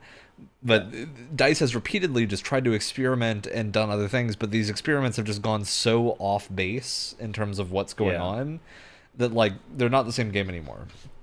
And like, I'm not saying that Battlefield 1 and 5 are bad games, but they're just not the same thing. Like, when I think of Battlefield, I don't want a World War I or World War II game. I want Battlefield 4. Like, I want a modern game. And even as someone whose favorite Battlefield game is Battlefield 1, I completely understand the fact that it doesn't scratch the same itch that the Battlefield 4 guys or the Battlefield 3 guys have. There's not nearly as much customization. That modern setting isn't there anymore. It does feel different because of the time period, and I completely understand that. And so this is a really good substitute. I mean, that was more of a case of like, I think that's where we can bring up the whole like, it just wasn't for me. Like, yes, Battlefield definitely. 1, I think especially, is just like, yeah, a good game. I'm just not as invested in the idea of a World War I shooter that still feels like a modern shooter. Like, I would rather play Hell Let Loose, which feels very uniquely like it's trying to capture the feeling of that era, than Battlefield 1. Whereas I think Battlebit is just like good old-fashioned Battlefield fun, and it's been phenomenal every time I've played it. Like, there's I've not had a bad match of Battlebit because it's excellent. It is an excellent game. It's got the destruction that people have always wanted from Battlefield. It's got tons of like vehicles and whatnot and maps when you actually are like playing on bigger maps. It's got huge player counts that go back up to the size of like MAG in the PS3 days. Like, yeah, it's great. It's fantastic, and it has all these elements that I think a lot of modern games have just forgotten or decided not to do because of a focus on like smaller scale stuff. And small scale stuff is great, but I want 127 players on a side. I really wish I enjoyed that kind of military first-person shooter enough to, because I have not craved something more in a video game than being in a collapsing building. Battlebit's got your back, man. It's true. And you know what? If you're playing medic, you literally do not have to shoot anybody because people will praise you, and you'll get top of the scoreboard just for reviving people for the whole entire game. You have to shoot a single bullet. And when you die, you can either respawn immediately or wait for someone to come res you. Like, it's very easy to handle. Whereas I think like a game like Hell Let Loose has a smaller audience because it has a lot of hardcore mechanics. Battlebit has like one or two more complex things. Like, when you reload, you're actually taking the mag in and out. And so if you had bullets left, you're going to grab a mag, and you'll have like a mag with half of your magazine. Well, that was one of the most impressive things for me, was that it was able to balance hardcore mechanics, but also the approachability of Battlefield. It like just threads that needle so it's got perfectly. buildings, so you can build fortifications. It's got rally points, so you can add custom spawn points. But none of this stuff is complicated. Like, it draws the line very easily between being too complex and knowing exactly how to feel good. And I think that's precisely what Battlebit needed to do. And I'm gonna say this too. This game was made in Unity Engine, which I think gets kind of a bad rap, unfairly, because it's a very good versatile engine if you know what you're doing it. And I say that as someone who is sitting with 3 other people that have quite a bit of knowledge and experience with this engine. Also, as someone who has several times tried to create first-person shooter mechanics and make them feel good from scratch, it's really, really impressive how good the game feel is here. Yeah. I don't know if they use plugins. I don't know if they, did it from scratch or something like that. But top marks, well done. Yeah. So Either well way, they landed exactly where they needed to be for it to feel good. Mm-hmm. Yeah. It's one of those things where, because this has been in it, like, again, it says early access on Steam, but it's been in like early access for a while. On they had one public demo a couple of years ago, I think, for one of the Steam Next Fest, where it's like you had to apply, and they just let everybody in who applied. But ever since then, I been like, this game is great, and I'm going to follow the Discord. So I've been in there, and they keep doing like private play tests for the last like months leading up to the early access release, and the whole time, like, the game has always felt like this good to play. Like, I don't really know what they did, but like the guy knows what he's doing. I don't know. I guess the being internally rebooted or whatever between the few people it was being made by, like, really must have done wonders, because they were able to really nail exactly how this kind of FPS should feel. Like, nothing feels clunky, nothing's too fast where you're like zipping around all over the place. It just feels even smoother than Battlefield 4 does nowadays, I think, because I think 4 has been around for long enough where the seams have started to become a little bit visible. If it, like, I never want to play on Operation Locker ever again as long as I live. Like, you'd have to pay me money to play on Operation Locker. And Battlebit doesn't have the problem that Operation Locker does, where, like, okay, yeah, if for people that want the meat grinder, there is that aforementioned subway tunnel that I was talking about a couple minutes ago, where it is just literally a hallway, but it's Or at that bridge. yes, the bridge too.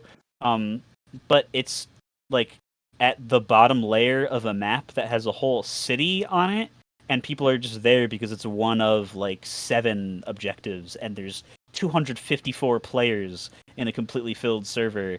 So it just, people who want the meat grinder just go to the meat grinder and have their fun. And if you want to sneak through a city and get some sniper kills, then you can go to the tops of buildings. Or if you want to drive through the city streets and shoot at people who are trying to peek out windows and shoot rockets at you, there's a tank. If you want to blow up those people, you can play as the guys peeking out the windows shooting rockets and stuff. It has all the exactly things, like, how I've been playing. Exactly. But like when in the older Battlefield games, when the trailers would be like zooming through like the perspectives of all the different classes, and they show you what they're doing, like, it goes like the assault guy is like rushing a point, and he kills a bunch of people, then he gets sniped by the recon guy, but then the medic runs up to the other assault guy and revives him in the sniper's scope, and then the sniper gets shot at by like a helicopter who kills him, and then the helicopter gets shot at by the RPG from the engineer class. It's all like, it feels like that again. And Battlefield has not felt like that for a while, and it's $15 and will probably be one of those games that goes on sale like for nothing every time there's a Steam sale. And so that's just, it's a miracle. It's really a miracle. They've already added one map since the game went early access, and it's only been like a few weeks. So I don't know. I have full faith that they're going to keep this up for as long as they can. Yeah. And it doesn't have a small number of maps either. Like, that's an important mention. Like, this is launched with a full suite of maps for every player size. Have you seen how many game modes are in this game? Yeah, it is absolutely insane. You know what? I'm gonna pull it open right now just so I can get a number, because I was looking at like the server browser, and then it lets you like pick all the game modes. And I was like, what? They even have gun what game. even are these? Like, this little early access game has gun game. They have Infection. It took Halo Infinite 2.5 years to add Infection, and this like $15 early access game has it day one. But clearly, there's just no reason to have all these game modes because nobody's going to play them. They should just take all the other ones that people aren't going to play out of the game. I love Battlefield 5 so much. Letting people vote and rotating missions and all that. Like Dude, that's another thing. This game has map voting in it with like 5 or 6 choices on the bottom of the screen, and you can vote for what game mode, and you can vote daytime or nighttime, and you can rate the map positively or negatively, and you can describe why you gave it that rating.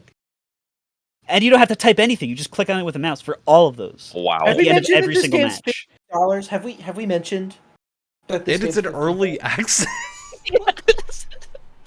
Like I just absolutely insane. These are things that every game should have, and that's just the reason they don't probably isn't flatly because the people making them don't care, but it's just like they're made at such a developer intensity and budget, and with such a crazy high amount of people, and with like a crazy like, okay, if you have to change something in engine in a Battlefield 5 map, like that's gonna take like a couple of weeks of like purely devoted dev time, because like that's a realistic looking game. You got to redo the whole like baked in lighting engine, Get make art sure all for everything, like exactly. But for like Battlebit, it's just like, yes, these are we want to take in these review scores because we probably can change them pretty easily if enough people agree on there's not enough cover in the middle of this field. Like, all right, we'll just pop out some grass assets and put in some gray blocks in there. Plus, how many times have we heard behind the scenes that whatever tools developers are using, they don't even want to use, and it takes forever just to move like a boulder several inches to the left. Here, it's Unity. It is so easy to get your hands dirty real quick and just move stuff around. It is relatively so easy. That's the thing, is like people, maybe some of them are serious, but I feel like it's just lovingly making fun of the fact that the game looks like Roblox with nice lighting. But like, dude, if this is this good, I would like for the next Halo game to look like Roblox, because this is incredible, and it's very clear that it's going to be very relative to like a big, like huge, like you need a 3090 to play this game, a $1 trillion budget game. Like relative to that, it's going to be so much easier for them to make changes, fix things, add in new stuff, and just improve the experience. Like I don't like this. I feel like this is making it clear to a lot of people that just play FPS games that we don't need to see the individual pores on like an American soldier's like forehead to like enjoy. As they get domed. There's a time and a place for those things. If you want to play I'm going to throw this out there. If you want to play like a Naughty Dog, Last of Us type experience, there's a time and place for hyper realism, right? I feel like with multiplayer games, it just needs to look fine. It just needs to be like, you just needs to be clear. You need to know that shit. What the heck is going on. Because here's the thing: no matter how you feel about BattleBit's art style, you watch gameplay of it, you know it's BattleBit. It can't be mistaken for any other multiplayer shooter. You know, except for maybe Roblox. Maybe. Oh, by the way, let's take a guess. How many game modes do you guys think are in the game? 15. Okay, 15. 10. What? I'm gonna say 10. I have no concept of 15's a lot. Throw out a 15's number. a big number. 15 is a huge. Throw out a number. I'll give it a crisp 9. 9? Okay. You all guessed too low. There's 17. Really? 17! Incredible. Yes! God. Wow. What a great game. All right. Yep. Well, I think we've run circles around this conversation. We've moved through topics, so it's time to go ahead and end up, because we're at almost the 2-hour mark. We had a good chat here. So, as always, we're going to go into shout-outs. Who's got a thing they want to shout out? I do. Go for it, Alex. Shout out to the original Alien movie. And when they and that scene where they launch the body out into space. Yeah. It just tumbles. Yeah. Very funny. It's good. All right, I want to shout out Age of Wonders 4. I've been playing a little bit of. Very good game. I played a bunch of cursed toads that became angels and got to fly around shooting lightning magic at people. And that was very fun. Yeah, it's a really cool Civ-style turn-based strategy game or empire-building game that's also got turn-based combat because it's Age of Wonders, and that's its shtick. It's very good. It's a good time. Nice. I am going to put my foot down, gosh darn it, and I'm going to shout out the new Indiana Jones movie because you should not be listening to. I think Wyatt will agree with this also. You should not be listening to people saying it's the worst thing ever. They probably just didn't like it, and I saw it with my dad, who's another big Indiana Jones fan, and I think if you like Indiana Jones, you'll probably like this movie even a lot because I think it's up there. It's up there as a really good one. I did cry because I'm stupid, but it's a very, very good movie, and you should see it because it's worth your time. And don't listen to people bashing it because they're wrong. I think I'm not quite as warm on it as Brett is. I think I ultimately came out of it liking it. I have my own issues with it, but yeah, this is a victim of the everything has to be a 10 or everything has to be a 1, and it just doesn't. It just doesn't deserve it at all. I don't think it's the most amazing, incredible thing I've ever seen, but I enjoyed myself, and I think for Indiana Jones, that's all that matters. So, all right, what's your shout out, Wyatt? My shout out goes to a show that I just finished the first season of that I was introduced to recently. It's called The Legend of Vox Machina. Just finished the first season. Very excited to start the second season, and I'm so glad I get to just go into the second season and not have to wait however long. Because wow, they end really ended on a cliffhanger. Yeah, it is one of the most ball busting. It is up there with like Arcane levels of like ball busting cliffhanger endings, where it's like, oh Arcane. Come on. You could just go watch all 204-hour long episodes of Critical Role if you want to get caught up. Nice and easy. You could just do that. You could just go do that. I did. And it was surely you have the time for that at your job, where there is plenty of sitting around to do. And it was really cool to watch the show and be watching it with my girlfriend who loves Critical Role and was able to fill me in on a lot of the in-jokes and like stuff that happened in their like gaming sessions that made it into the like reoccurring gags and stuff like that. So it was like having like a trivia like right next to me too. It was like permanently having that like Amazon X-ray thing open the entire time, which is cool. Yeah. All right. Well, as always, that brings us to the end of our show. We'll be back. Next week is not going to be a regular episode, but a pre-recorded We Played Exoprimal thing. After that, we'll be back. And then shenaniganry will happen. You know, we got some Game Pass games coming up in August to talk about. And some other stuff. Be a fun time. We got Signalis. That's going to be real soon. Very soon. Alex.